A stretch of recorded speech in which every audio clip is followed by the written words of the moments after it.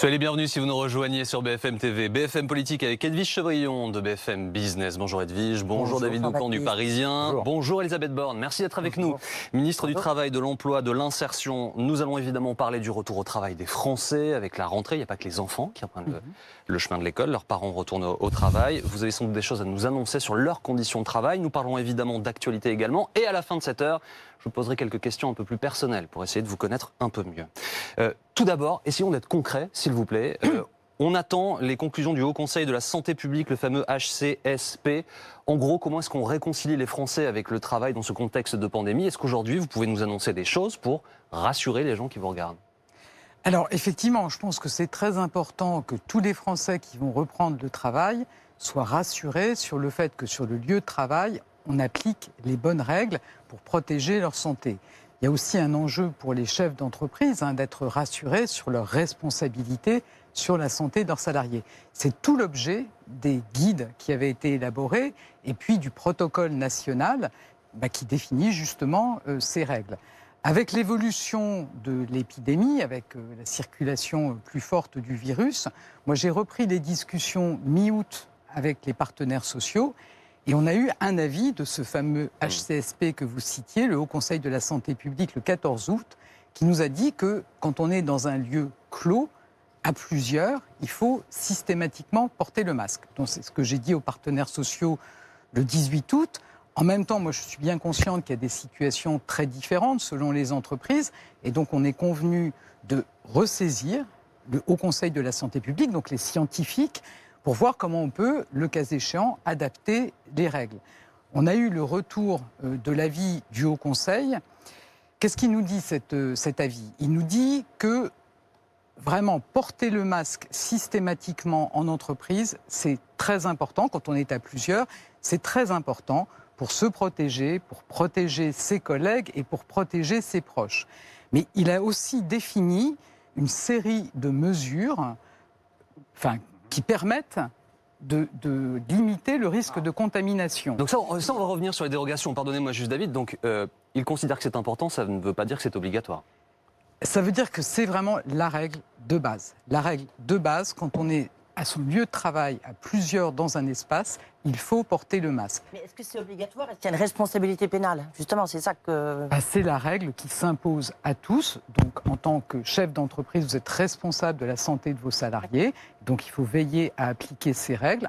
En tant que salarié, vous devez vous conformer aux règles qui s'appliquent dans l'entreprise. Donc, en général, vous devez porter systématiquement le masque quand vous êtes à plusieurs. Évidemment, si vous êtes tout seul dans votre bureau, vous n'êtes pas obligé de mettre un masque. Et ça commence mardi.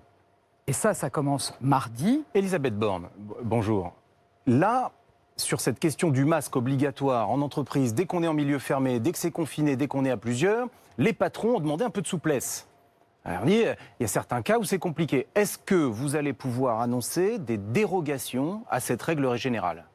Alors précisément, donc, le Haut Conseil, je vous dis, a identifié une série de mesures, d'avoir un grand volume, comme on a par exemple ici, d'être évidemment à bonne distance de ses collègues, d'avoir une aération, une ventilation performante. On sait qu'il y a beaucoup de chefs d'entreprise qui ont mis en place des protections, des plexiglas. Donc on a beaucoup de critères et on les partagera demain avec les partenaires sociaux.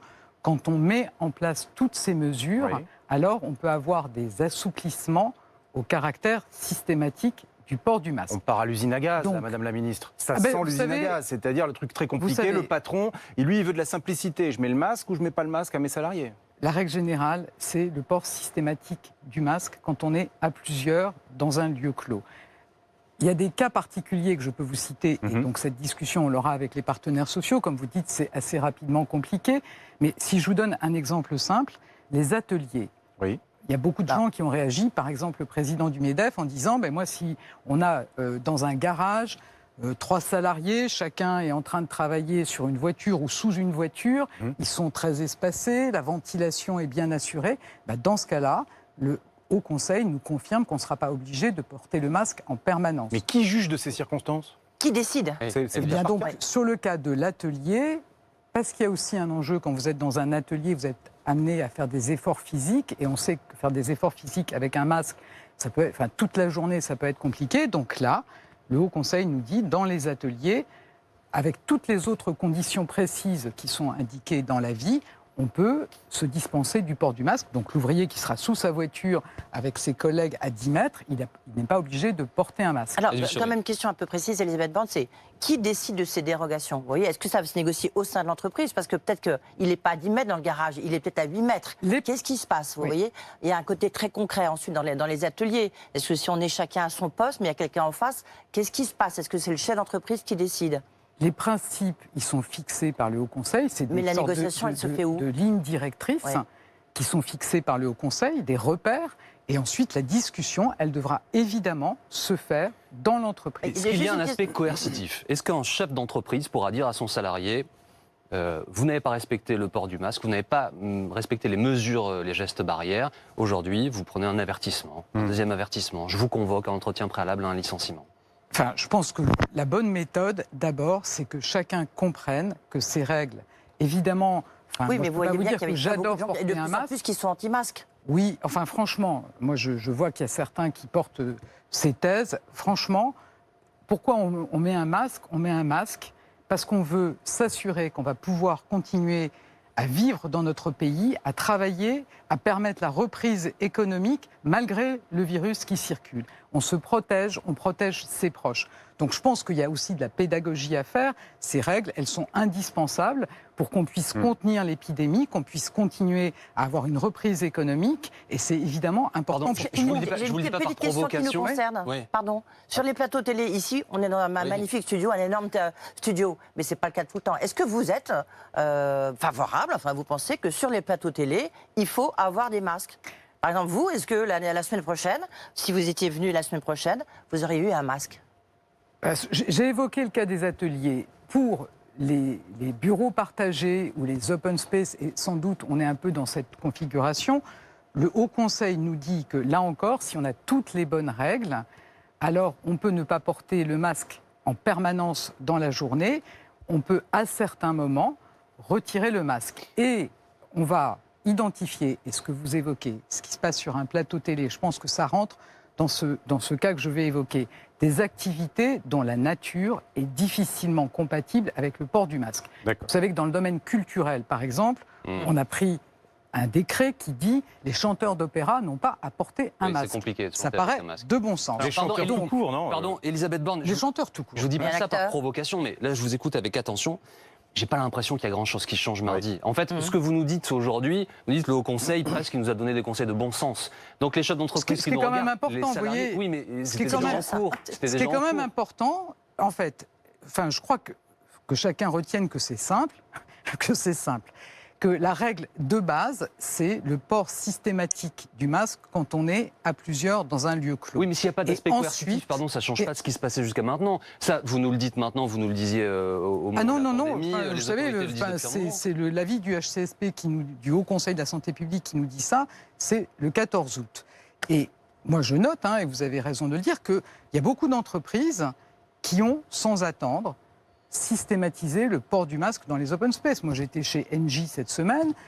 J'ai vu deux entreprises très différentes, vous savez, vendredi, PSA et une entreprise d'insertion. Et bien, ces deux entreprises, sans qu'il y ait des règles définies au niveau national, elles ont fait le choix d'avoir un port systématique du masque pour protéger les salariés. Après, ils vous disent qu'il n'y a eu aucune chaîne de contamination dans notre entreprise et tout le monde est content. Et l'entreprise d'insertion, vous voyez, elle a aussi fait le choix de systématiser le port du masque parce qu'il y a des salariés vulnérables et ceux-là doivent porter un masque médical et ils n'ont pas voulu qu'il y ait des différences entre les salariés. Donc c'est vraiment le principe général. Ensuite, heureusement, le Haut Conseil nous donne des espaces pour que le bon sens puisse s'exprimer. Et donc, par exemple, ce que je vous disais dans les ateliers, ou quand vous êtes dans un open space, vous avez envie de souffler, vous pouvez retirer votre masque 10 minutes.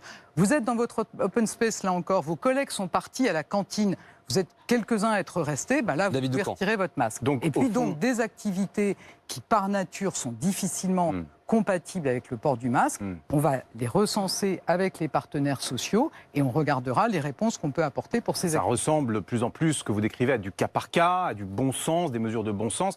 On ne va pas nous reprocher de faire preuve de bon sens. Qui vous fait des reproches, Madame la Ministre? On vous interroge. Non, est-ce que ce qui va être présenté lundi, en réalité, c'est-à-dire ce protocole sanitaire, peut être amené à évoluer? Est-ce que vous allez, par exemple, si on prenait l'exemple des plateaux de télévision, qui intéressent nos concitoyens, parce qu'ils nous regardent, ils veulent savoir s'ils verront leurs journalistes masqués, les invités avec des masques, ça pose question.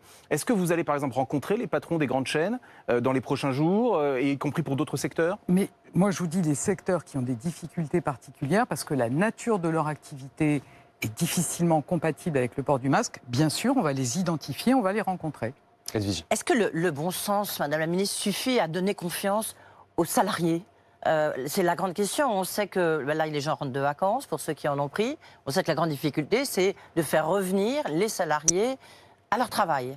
Est-ce que ce protocole est suffisamment rigoureux, à votre avis, pour redonner confiance, alors qu'on sait que l'épidémie est quand même en train de repartir? Mais c'est bien son objectif, et je pense que c'est aussi pour ça que beaucoup d'entreprises font le choix d'avoir une règle très simple, port du masque systématique dans les espaces fermés. D'autres entreprises nous disent, chez moi c'est compliqué, on a besoin de pouvoir trouver, par exemple, je pense que le cas du garage, vous voyez, nous on n'est pas en train de faire des efforts physiques ici. Quand vous êtes dans un garage, porter un masque toute la journée, je pense que c'est compliqué, et on a, avec l'avis du HCSP, la possibilité de ne pas porter le masque quand vous êtes sous la voiture en train de réparer une voiture et que vos collègues sont loin et que l'atelier est bien ventilé. Donc voilà, je pense que c'est aussi important de permettre que le travail reprenne en rassurant les salariés avec aussi des règles de bon sens, et c'est bien ce qu'on va discuter demain. Le bon sens est important, très bien, c'est entendu. Mais ce n'est pas un cadre légal. Il ne protège pas le salarié, le bon sens, il ne protège pas l'entrepreneur. Il faut le faire. Que se passe-t-il si, je vous le demandais tout à l'heure, un salarié ne respecte pas les règles sanitaires? Que se passe-t-il si un salarié décide de se tourner vers son entreprise, de l'attaquer parce qu'il estime que tel ou tel collègue ne respecte pas les règles, que l'entreprise ne le protège pas? Est-ce que vous avez des réponses à apporter aux gens qui vous regardent et qui reprennent le boulot? Alors, ce que je vous dis, c'est qu'il y a des règles qui sont... les principes vont être inscrits dans le protocole. Ils feront l'objet d'un dialogue social au sein de chacune des entreprises. Je rappelle que depuis le début de la crise, jamais le dialogue social n'avait produit autant d'accords. Il y a eu 9000 accords qui ont été signés dans les entreprises. Donc c'est un thème très concret du dialogue social. Donc le point important, c'est le dialogue social dans les entreprises. Une fois qu'on a défini des règles, tout le monde doit les appliquer. Oui, mais pardon, le dialogue social dans l'entreprise ne définit pas des règles légales. Non, les règles, c'est celle du protocole qui définit des modalités qui laissent un champ pour des modalités à mettre en place dans l'entreprise. Mais je veux dire, la règle, elle est simple, c'est le port du masque systématique dans les espaces fermés. Toutes les mesures qui sont listées par le Haut Conseil de la santé publique, quand ces mesures sont mises en place, vous pouvez, quand vous êtes dans un atelier, ne pas porter le masque quand vous êtes sous la voiture, et vous pouvez le retirer à certains moments quand vous êtes dans des bureaux. Je vais vous reposer la question parce que moi, je n'ai pas entendu la réponse. Que se passe-t-il s'il y a un salarié qui veut attaquer son entreprise ou qui ne respecte pas ses règles? Le dialogue social, c'est une chose. Bien sûr. Mais qu'en est-il du cadre légal et des recours? Le cadre, il est simple. C'est si on a défini des règles sur le port du masque dans une entreprise et qu'un salarié ne les respecte pas, c'est comme quand il ne respecte pas le règlement intérieur, il s'expose à des sanctions. Question très concrète, Elisabeth Borne. L'employeur qui dit à ses salariés, il faut porter le masque de manière quasi systématique, il doit les payer les masques, cet employeur? Oui, ça fait partie des responsabilités de l'employeur de fournir à ses salariés tout ce dont ils ont besoin pour assurer leur santé. Donc c'est bien la responsabilité. C'est un coup dur pour les PME, notamment dans ce contexte économique dont on sait qu'il est particulièrement inquiétant. Il y a eu au mois de juillet, jusqu'à fin juillet, un dispositif qui avait été mis en place pour les petites entreprises de moins de 50. C'est les partenaires sociaux qui l'avaient décidé dans les branches sur la protection des salariés, la sécurité sociale en fait. Donc ce dispositif avait été décidé par les partenaires sociaux. Il s'est arrêté fin juillet. Moi, j'ai dit aux partenaires sociaux que s'ils souhaitaient mettre en place un dispositif qui permet d'accompagner les petites entreprises qui ont besoin justement d'investir pour protéger la santé des salariés, le gouvernement soutiendra cette démarche. En plus, c'est la question des gants aussi. Là aussi, ça peut être un coup. En télétravail, il y a combien de Français qui sont encore en télétravail? Vous connaissez le chiffre? Honnêtement, on a des chiffres, mais sur la période d'été, donc je pense que c'est pas très significatif. Et qui était quoi? Il faudra qu'on refasse. Non, qui disait qu'on avait quasiment divisé par 2. Enfin, les enquêtes qui ont été publiées, mais je pense que c'est pas. Recenser des salariés en télétravail pendant les vacances, je pense que ce n'est pas forcément le bon repère. Mais est-ce que vous l'encouragez? Là, ceux qui vous écoutent, vous leur dites restez en télétravail. Moi, je vous confirme que le télétravail reste une pratique recommandée, a fortiori quand on est dans des zones où le virus circule beaucoup. Ça permet d'être moins nombreux sur son lieu de travail, ça évite de prendre les transports en commun quand on est dans une grande métropole, donc ça reste évidemment une pratique recommandée. C'est recommandé comme le port du masque, ce qui veut dire que vous donnez des conseils, mais il n'y a pas de règles. En fait, ce que vous nous dites, c'est que tout doit se passer dans la confiance et le dialogue. Sur le télétravail, on ne va pas commencer à me prendre des textes réglementaires pour dire les salariés doivent télétravailler le lundi ou le mardi. Non, mais certains salariés pourraient avoir besoin d'un texte disant moi, j'ai besoin, je sens que j'ai besoin d'avoir recours au télétravail. Comment est-ce que je peux le faire valoir auprès de mon entreprise? Je pense que d'abord, ça se passe dans le dialogue au sein de l'entreprise. Il y a justement une concertation qui a été engagée aussi avec les partenaires sociaux, qui doit d'abord donner un diagnostic, parce que vous savez, moi je pense que le télétravail, ça a beaucoup d'avantages, ça évite de la fatigue pour les salariés. Quand on est dans une grande métropole où on fait 1 heure de trajet le matin et le soir, c'est aussi un meilleur équilibre entre la vie professionnelle et la vie privée. C'est très bon pour la planète si on évite de prendre sa voiture, mais en même temps on a besoin de se rencontrer. Donc il faut arriver au sein des entreprises à définir des règles. Donc on a ce diagnostic qui est engagé par les partenaires sociaux. Je pense que ça sera utile de donner les bonnes pratiques. Parce que quand on est une grande entreprise, là encore, moi je vois les grandes entreprises dans lesquelles j'étais la semaine dernière, il y a des règles importantes. Il faut qu'on garde les collectifs de travail. Et par exemple, quand on est en télétravail, de dire on se fait une visio le matin avec l'équipe pour ne pas perdre le contact les uns avec les autres, ou bien on se retrouve une journée par semaine, l'équipe présente sur le site, c'est des règles sur lesquelles je crois que c'est intéressant que ceux qui ont pris de l'avance, qui y ont travaillé, puissent les partager avec les autres. Elisabeth Borne, la grande vague de nouveaux chômeurs commence le 1er novembre. Fin du chômage partiel.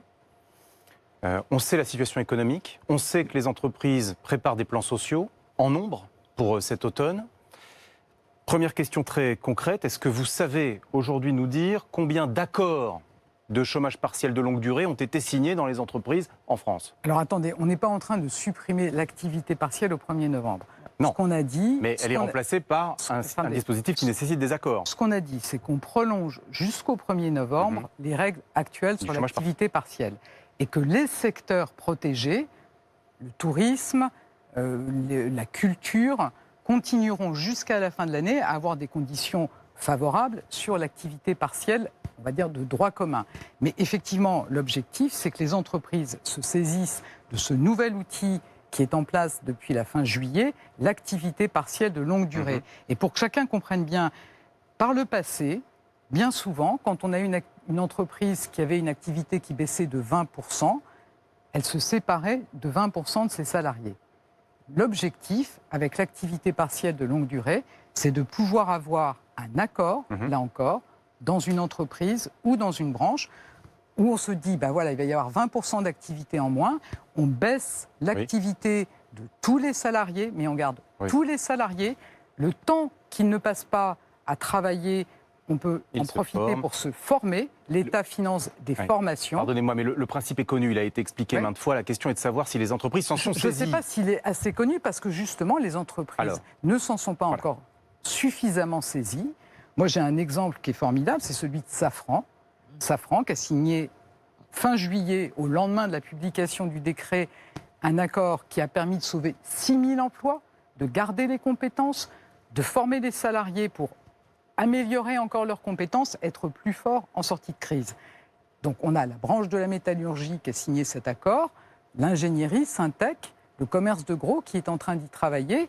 On a une dizaine d'accords qui ont été signés dans des PME. Il en faudrait combien? Mais moi, je souhaite vraiment que ce soit massif, qu'on puisse effectivement, dans tous les secteurs, dont l'activité dans les prochains mois va être en dessous de ce qu'elle était avant la crise, qu'on puisse signer ces accords qui permettent de garder les emplois, de sauver des emplois, de garder les compétences, de former les salariés. C'est vraiment un outil absolument formidable. Elisabeth Borne, nous revenons dans quelques instants. On va marquer une courte pause. On a encore pas mal de questions à vous poser, évidemment. Et juste avant 13h, des questions un peu plus personnelles pour essayer de vous connaître un peu plus. BFM Politique revient dans un instant.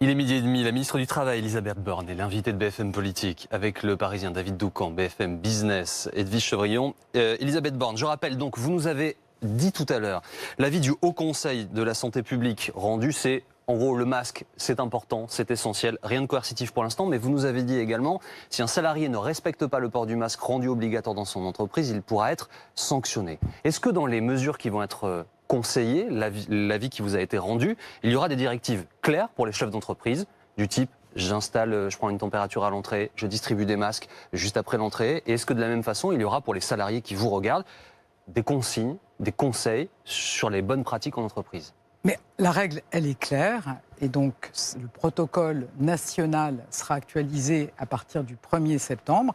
La règle, c'est le port systématique du masque quand on est dans des espaces de travail partagés.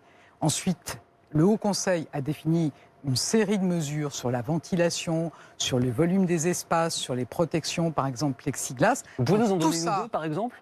Mais par exemple, si vous avez une très bonne ventilation, si on est dans des grands volumes comme ici, si on est à distance importante, si on a des plexiglas, dans ce cas-là, on peut, à certains moments de la journée, retirer le masque. Et quand on est dans un atelier, parce qu'on doit faire des efforts physiques, là aussi, si toutes les autres règles qui sont précises sont respectées, alors par exemple, quand vous êtes un garagiste qui réparait une voiture, votre collègue est loin de vous, vous pouvez ne pas porter le masque. Mais la règle, le principe général, c'est le port systématique du masque, évidemment dans les circulations, dans les salles de réunion. Là, il faut porter le masque. Donc on renvoie les gens qui nous regardent aux publications qui auront lieu prochainement pour qu'ils voient le détail de ce qui les concerne précisément.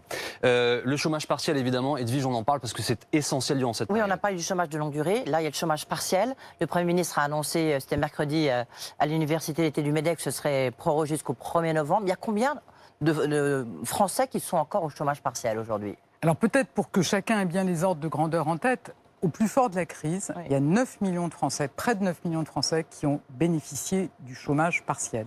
Ça veut dire que l'État a pris en charge la rémunération de près de 9 millions de Français parce que l'économie s'était arrêtée.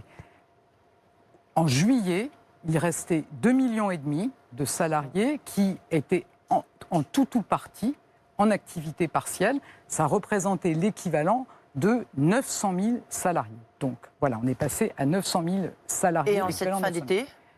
Je n'ai pas les chiffres d'août, mais en juillet, c'était donc 900 000, l'équivalent de 900 000 salariés. Je pense que c'est important, et on le sait, qu'on a des secteurs, par exemple l'hôtellerie, dans le domaine de la culture. Donc ces secteurs-là continueront jusqu'à la fin de l'année à pouvoir avoir une activité partielle avec des conditions favorables, même sans accord. Pour les autres secteurs, on a un autre dispositif, l'activité partielle de longue durée. Vous avez un accord d'entreprise et ça vous permet effectivement de mettre une partie du temps des salariés, là encore, pris en charge par l'État et l'UNEDIC, et puis d'avoir des formations pendant ce temps qui n'est pas travaillé. Mais justement, est-ce que, comme le disait tout à l'heure David, vous ne redoutez pas qu'au 1er novembre, il y a une vague de licenciements après ce chômage partiel, parce que les entreprises ne pourront pas payer le complément? Attendez, l'objectif, c'est vraiment que les entreprises qui ont une baisse d'activité, recours à de l'activité partielle dans les secteurs protégés, signent des accords d'activité partielle. Je ne parle pas des secteurs protégés, ça c'est non, mais dans les autres secteurs, on peut avoir l'activité partielle de longue durée. Et évidemment, moi je vais être très attentive à ce qu'on puisse au maximum recourir à ces dispositifs. Je pense qu'il faut absolument qu'on fasse tout notre possible pour sauver le maximum d'emplois. Mais ça veut dire, quand vous dites ça, pardon, je m'intéresse à la formulation, vous avez donc conscience qu'il peut y avoir une vague, telle que le disait Edwige, et de quelle ampleur peut-elle être? J'imagine que c'est anticipé, vous n'êtes pas là à attendre de savoir, de découvrir au dernier moment. Alors je vous confirme qu'on ne reste pas les bras croisés. On a des signes positifs sur le champ du du chômage. Vous savez qu'on avait eu une augmentation de plus d'1 million de chômeurs sans aucune activité, des chômeurs de catégorie A.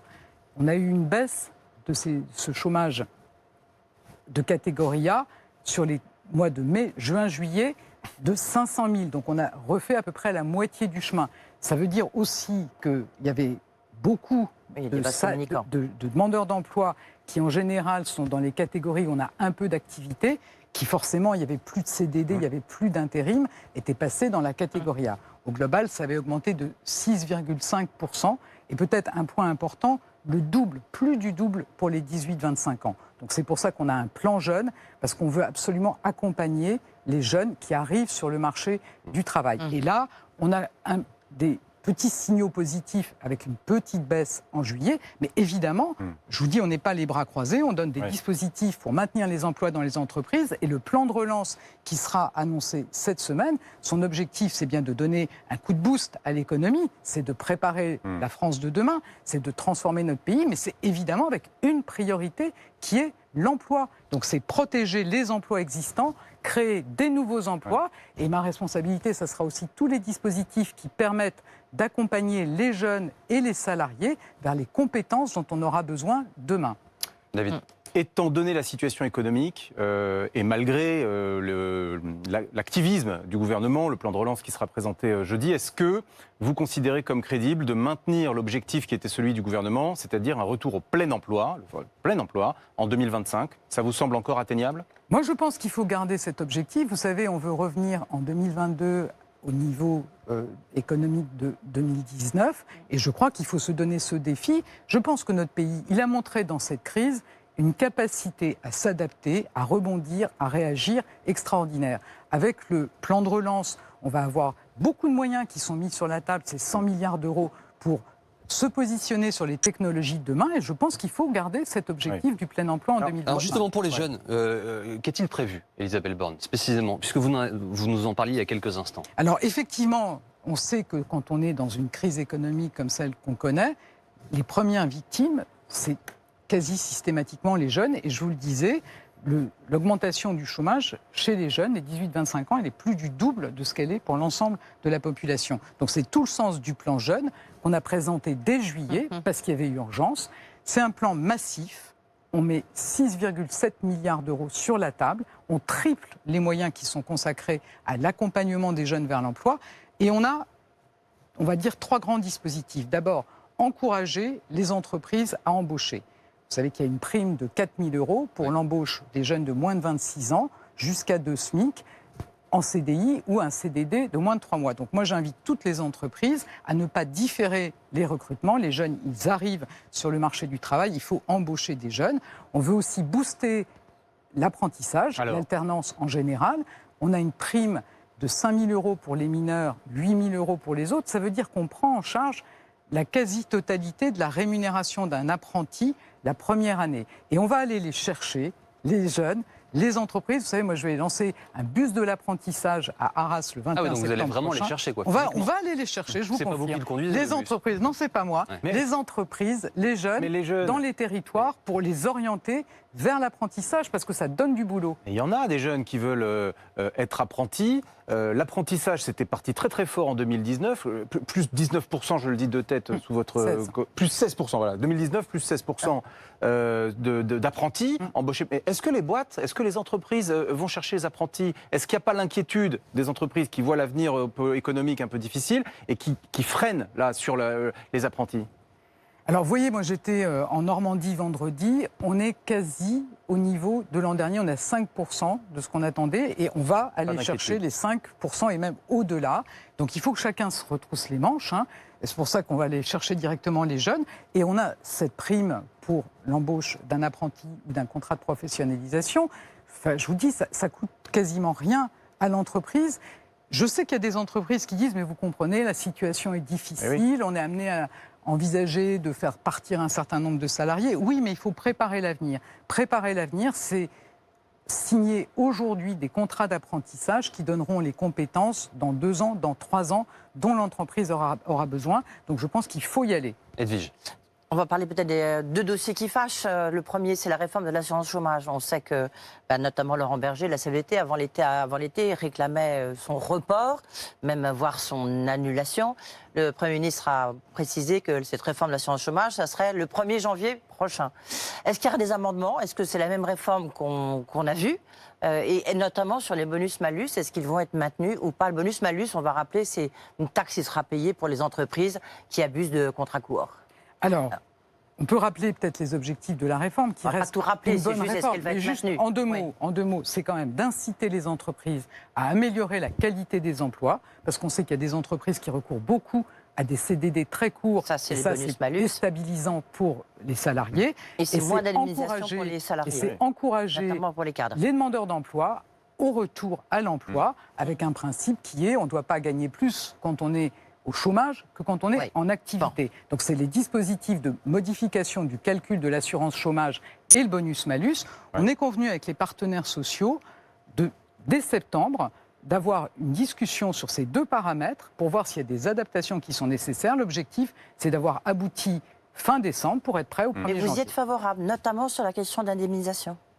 Je pense qu'on voit bien l'intérêt de réfléchir, de changer le mode de calcul de l'assurance chômage. Personne ne comprend qu'on puisse gagner plus en étant au chômage qu'en travaillant. Et donc, du coup, effectivement, dans le contexte actuel, il faut aussi être réaliste. La situation, compte tenu de la situation de l'emploi, on a mis en pause la réforme jusqu'au 1er janvier.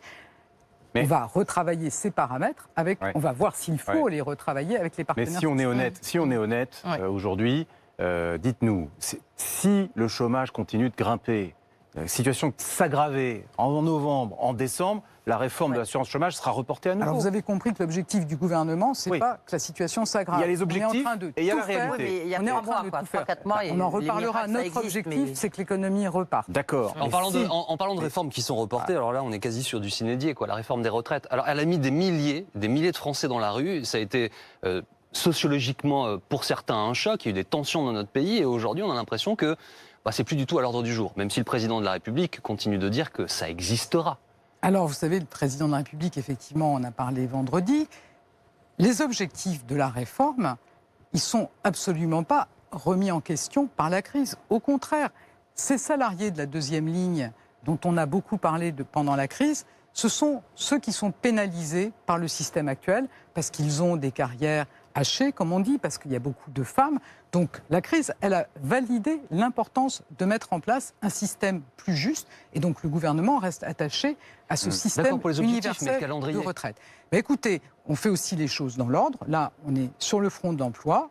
On va chercher un chemin pour reprendre des discussions à la fin de l'année avec les partenaires sociaux sur cette réforme, parce qu'on est convaincu que c'est une réforme qui permet d'avoir plus de justice. Pardon, Elisabeth Borne, mais vous savez mieux que moi, il y a une élection présidentielle dans 2 ans, il y a une campagne présidentielle dans 1 an qui va débuter. En gros, ça veut dire qu'il vous reste quoi, 9 mois, 10 mois pour la conduire, cette réforme? Ça paraît impossible au moment où on se parle. On aura les discussions avec les partenaires sociaux. Moi, je vous dis, je pense que ces deuxièmes lignes... qu'elle aura lieu avant la fin du quinquennat? Ces deuxièmes lignes dont on a beaucoup parlé, elles sont les premières concernées par la réforme. Et donc, moi, je peux vous dire qu'effectivement, le gouvernement est attaché à pouvoir mener à bien la mise en place de ce système plus juste. Mais vous ne pouvez pas assurer que ce sera fait avant la fin du quinquennat? Ça reste notre objectif. Et vous êtes désormais prêt, en réalité, à appliquer ce qu'on appelle la clause du grand-père intégrale. C'est-à-dire que ce qui bloque... si, c'est quand même le sujet. Ce qui a bloqué, c'est les régimes spéciaux, en particulier SNCF et RATP. Et donc, vous êtes prêt, aujourd'hui, à dire ça ne concernera que les nouveaux entrants dans ces deux entreprises? Les concertations, elles reprendront avec les partenaires sociaux d'ici la fin de l'année. Et je pense que c'est important de faire les choses dans l'ordre, de partager les objectifs. On a par ailleurs une discussion, vous savez, on a aussi la responsabilité d'assurer un financement pérenne de notre protection sociale. Donc on a une autre discussion qui doit se tenir par ailleurs, et celle-là c'est début octobre, sur effectivement le déficit de notre système de retraite, de nos systèmes de protection sociale en général, en distinguant bien ce qui est lié à la crise. Évidemment, ça fait un choc sur les recettes. de toute la protection sociale, et puis ce qui est plus structurel. Et peut-être plus un régime universel, il y aura peut-être trois régimes différents, on aura l'occasion d'en parler. Juste une petite précision, Elisabeth Borne, d'abord, est-ce que vous pouvez nous dire, il y a combien aujourd'hui de PSE, de plans de sauvegarde d'emploi qui ont été déposés? Est-ce que vous pouvez nous donner le chiffre? Parce qu'on entend des rumeurs ici ou là, on parle avec les syndicats, ils nous disent qu'il y en a beaucoup qui se préparent. Au ministère du Travail, vous partez sur quelle hypothèse? Ce que nous avons recensé depuis le mois de mars, c'est 326 PSE. Et vous savez, ça représente 50 000 emplois. Donc c'est beaucoup, effectivement, d'emplois qui sont en cause. C'est pour ça qu'on a tous les outils pour limiter les suppressions d'emplois. Si je vous donne une comparaison, l'an dernier, c'était 228 PSE sur la même période. Mais donc la responsabilité de mon ministère, c'est de s'assurer qu'il y a du dialogue social pour limiter les suppressions d'emplois et puis de proposer tous les outils dont on a parlé. Et puis de mettre les moyens pour permettre à nos concitoyens de revenir dans l'emploi. Vous allez augmenter les effectifs de Pôle emploi? Alors je vous confirme. Combien? Je vous confirme on a prévu 1300 emplois supplémentaires, recrutements supplémentaires à Pôle emploi pour accompagner les jeunes. Je disais, les jeunes, on veut absolument qu'ils arrivent dans l'emploi. Spécifique 1300 emplois pour les jeunes, 650 dès le mois de septembre, et puis 1500 emplois dès le mois de septembre également, pour faire face à l'augmentation du nombre des demandeurs d'emploi. Ensuite, on aura des rendez-vous réguliers pour regarder la situation de l'emploi et adapter les effectifs. De quel type de contrat? Pardon? Pour ces embauches, ce sont des contrats il y a des courts. embauches en CDI et il y a des embauches en CDD. On doit s'adapter aussi à l'évolution du chômage, évidemment. Combien en CDI? Je vais pas ça, c'est les discussions au sein de Pôle emploi dans le cadre du dialogue social de Pôle emploi. 20%, 50%, c'est... C'est des discussions à Pôle emploi. Il y a une partie qui est en CDI, mais évidemment, il faut être... personne n'a envie, vous voyez, que le chômage reste au niveau où il est, et donc on espère que c'est temporaire. En tout cas, on aura ces embauches dès le mois de septembre, avec un objectif qui est qu'on puisse continuer à avoir un accompagnement de qualité, et donc que chaque conseiller de Pôle emploi ait un portefeuille qui reste d'une taille, un nombre de chômeurs accompagnés qui reste d'une taille raisonnable. Un mot, parce que mardi, les enfants reprennent le chemin de l'école. Il se peut qu'il y ait des clusters, il se peut qu'il y ait des établissements qui ferment. On sait que l'objectif du gouvernement, c'est aussi que les parents puissent retourner travailler, donc que les enfants soient scolarisés. Est-ce que vous travaillez avec Jean-Michel Blanquer sur des hypothèses d'écoles, d'établissements qui fermeraient, et quels dispositifs peuvent être mis en place pour compenser, en tout cas accompagner les parents? Jean-Michel Blanquer l'a dit, il se prépare effectivement. L'objectif, là, aujourd'hui, c'est que les écoles rouvrent. On va travailler ensemble pour regarder les dispositifs qui pourraient se mettre en place. Il a dit on est prêt à... Considérons que l'objectif, c'est le retour au travail, le retour à l'école la semaine prochaine. L'école de mes enfants ferme, parce que, pour des raisons sanitaires. Je me débrouille? Ou bien il y a un dispositif pour venir en aide aux salariés? Vous savez que pendant la crise, il y avait un dispositif. Il y a eu d'abord des indemnités journalières, il y a ensuite de l'activité partielle. Si on est face à cette situation, vous avez vu qu'on a l'habitude d'être agile dans la crise, on trouvera une bonne réponse pour que les parents ne soient pas en difficulté. Une petite question, juste, je reviens encore sur le chômage partiel. Il y a eu beaucoup d'abus, parce qu'on sait que Muriel Pénicaud, qui occupait votre poste, elle avait lancé des contrôles. Est-ce que vous avez constaté qu'il y a eu de nombreux abus de la part d'entreprises? On a un objectif de 50 000 contrôles d'ici la fin de l'été, donc il nous reste quelques semaines. On est à 45 000 contrôles. Et on a constaté, je crois que c'est 2000, on a dû faire 2000 ajustements, mais ce n'est pas forcément des gens de mauvaise foi. Vous savez, il y a beaucoup d'entreprises qui n'avaient jamais recouru à l'activité partielle. Et puis, il doit y avoir à peu près 300 fraudes. Des usurpations, par exemple, de codes d'entreprise. Et là, on transmet au procureur et évidemment, il y aura des sanctions. Avant de passer à des questions plus personnelles, Elisabeth Borne, une ou deux qui concernent l'actualité de ces dernières heures.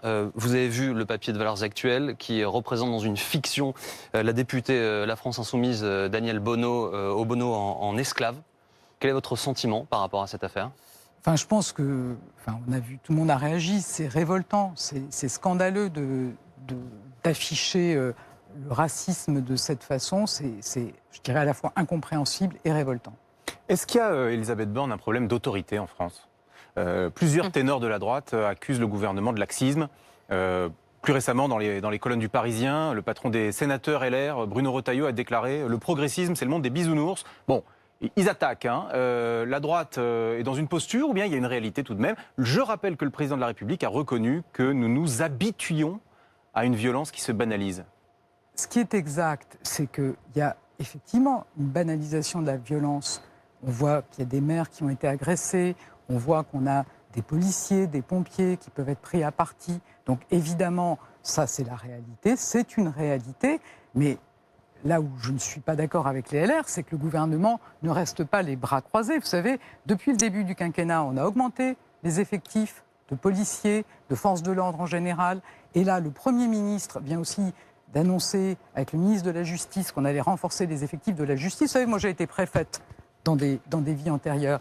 C'est bien d'arrêter les délinquants, ensuite il faut qu'ils soient condamnés. Donc on prend le problème à bras-le-corps avec la volonté que les lois de la République soient respectées partout sur le territoire. Est-ce que vous serez candidate aux élections régionales? Écoutez, c'est un peu tôt pour le dire, je vais y réfléchir. Vous avez envie en Ile-de-France, je crois. Ouais. Je vous le dirai, vous me réinviterez peut-être? Bon. Je sens que c'est oui, je ne sais pas pourquoi. Vous viendrez le dire dans le Parisien plutôt, non? D'accord. David, c'est pas sympa, il y a marqué le Parisien dans cette émission. Jean-Baptiste, je plaisante. Chez nous, c'est un peu chez vous. Je peux poser une toute petite question? Ouais. Allez, Rapidement. Stop Covid, vous l'avez téléchargé, Elisabeth Borne? Je connais un peu vos réticences à tout ce qui est numérique. Vous l'avez téléchargé? Alors là, oui, je l'ai téléchargé, bien sûr. Oui, vous en servez?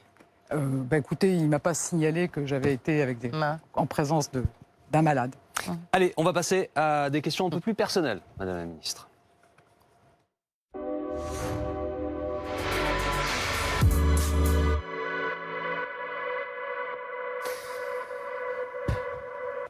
Elisabeth Borne, l'idée c'est de vous connaître un peu plus. Pouvez-vous confesser une erreur que vous auriez faite dans votre parcours politique?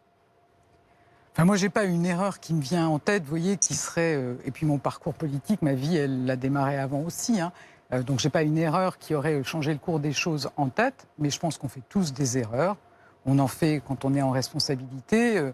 Quand on dirige une entreprise, on peut faire des erreurs de management, de recrutement. Je pense que ce qui est important, c'est d'en être conscient et évidemment de s'améliorer. Edwige, je parlais de votre appétence pour le numérique à l'instant. Quel est le dernier album musical que vous avez acheté ou téléchargé? Alors je l'ai acheté, en fait, ce qui confirme ce que dit Edwige. C'est les Contes d'Hoffmann, parce que je trouve que c'est un superbe opéra qui me met de bonne humeur. Qu'est-ce que vous possédez de plus précieux, Elisabeth Borne? Moi, je dirais que c'est mon énergie qui en plus est décarbonée. Ça, c'est vraiment une réponse d'entretien d'embauche. Vous voyez ce que je veux dire? Quel est votre principal défaut? Oui, je suis opiniâtre. Ouais, c'est vraiment votre énergie, ce que vous avez de plus précieux. Oui, absolument. Est-ce qu'il y a un livre que vous avez envie de nous conseiller, aux gens qui vous regardent? Alors moi, je lis des romans tous les soirs et je peux vous conseiller celui que je viens de terminer, qui s'appelle « Je suis une viking ». Ça n'est pas une déclaration que je vous fais, c'est le titre Faites gaffe parce qu'on va couper cette réponse et on va rediffuser tel que. C'est le titre du roman. C'est un livre plein de poésie, je trouve, qui est très émouvant, d'une jeune handicapée qui fait preuve de beaucoup de courage et de détermination. Est-ce qu'il y a une destination qui vous fait rêver, un voyage que vous avez envie de faire? Moi, j'adore marcher dans le désert.